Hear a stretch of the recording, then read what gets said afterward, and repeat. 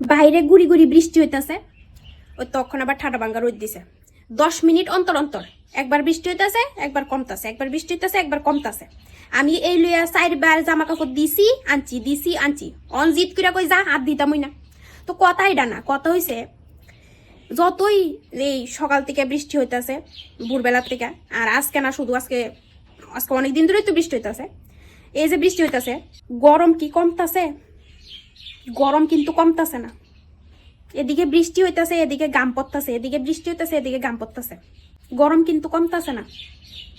তো আমি বইয়া বইয়া একটা জিনিস ভাবতাছি, তো ভাবনাটারই তোমার কাছে কইতাছি যে আজকের থেকে 5-10 বছর আগে কিন্তু এত গরম আসিল না।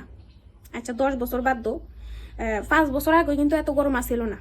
অক্ষণের যতটুকু গরম, এই গরমে আমরা সহ্য হইতাছে না।